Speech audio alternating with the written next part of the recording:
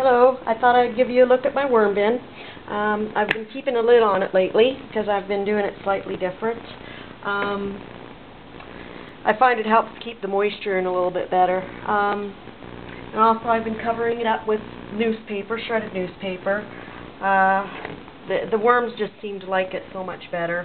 And it's also a good way to get rid of some junk mail. But I mainly do newspaper because the junk mail, they take a little bit longer to go through that particular kind of paper, and you should never give them the shiny paper either, or anything with the glues on it or anything like that. But anyways, this is it. Oops, here's a seed. Now I just put some food in here a couple of days ago. Oh, and look at that. They have done a really good job on it already. Look at all those worms in there. This is just from a couple days ago. Look at that. They're already munching away at that. Wow. It's always impressive. But anyways, so I thought I'd give them a little bit of a feeding. I got some strawberries from Oxnard, and I've been cleaning those. And rotten one, plus some broccoli from dinner. Tons of strawberries. Now, oh yeah, and some carrot trimmings. Now, being that I'm just on my own, a lot of times I'll stick this in this stuff in the freezer, and it just helps to break it down ahead of time for them. Of course, I thaw it out at room temperature and make sure it's warmed back up to room temperature before I actually put it in here. But it just it helps with the breakdown process for them. And since they're like birds, they don't have teeth, they have a gizzard, so they need grit just like birds. So what I do is I grind up a few eggshells, make sure they're good and dry for a few days, and then I mix that in as well. Plus they can use the calcium, and so can the plants. But I just like to take a little bit of the compost that they're in and mix it in a little bit.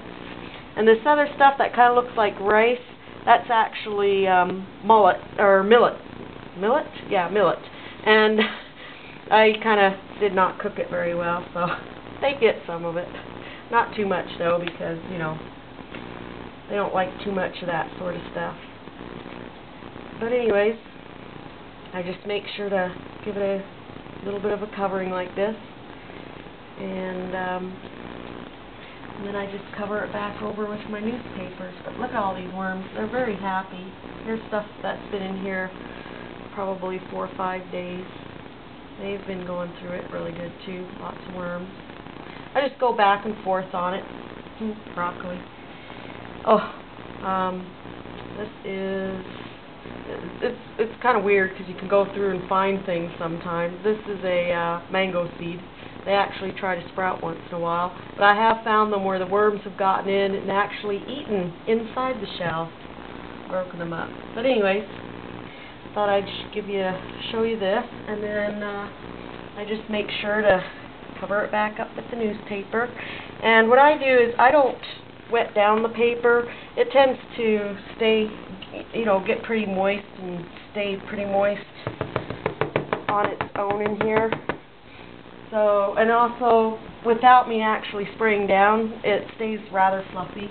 And then I just keep a bunch on the side, so when I need to add more. And then I also have little bits of cardboard and stuff in there as well. But I just like to make sure it's good and fluffy for them. And the moisture that's already in the bin from the food or whatever, that will help to get the paper moist again. But, yeah, they just like the newspaper. Now, what else I do here is I've started it as a second bin. It was just the one bin. Now I have, this is actually the top bin now.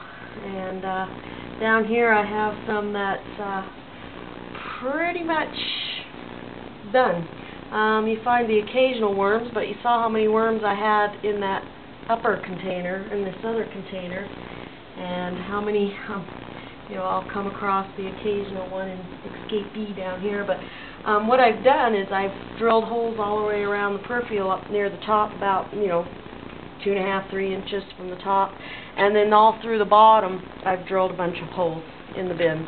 And what they do is they will come up through those holes. Once they finish all this food down in here, they will work their ways up through the holes in the bottom of the top bin to get at the good condition in the food.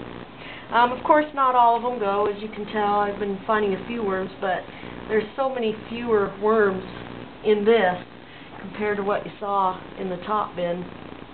And they've done a really good job of eating it. So now what I do is whenever I replant a container, I will just grab several handfuls of this straight out of here, worms and all, and I'll throw them in the containers because it's all organic matter in those containers anyway, so they've got a little bit of food in there. Doesn't hurt them. In fact, I'll run across big fat juicy worms in the containers. I'm sure you've heard me talk about it in my previous videos. Anyways, I just wanted to share this with you. And oh yeah, please never cut a worm in half. There's a popular myth out there that you can cut an earthworm in half and grow 2 new earthworms. No, they are not plants. You can root a leaf of a plant a lot of times and get another plant. That's not in the case of worms. You cut them in half, well, at least with these particular earthworms, with most earthworms actually. You can't cut them in half and grow 2 new worms. You kill it. So please, that's why I like to use something like this with Doll. And you notice, like trowels, you can easily cut worms in half, whereas this, it'll go through there, pick stuff up for you, but at the same time, you see there's an earthworm, but it's not cut in half. It's no harm. As long as you don't scrape it along the edges too much or anything like that. That's why I like to use my gloves a lot and do it that way. Less dramatic, I guess you'd say, to the worm.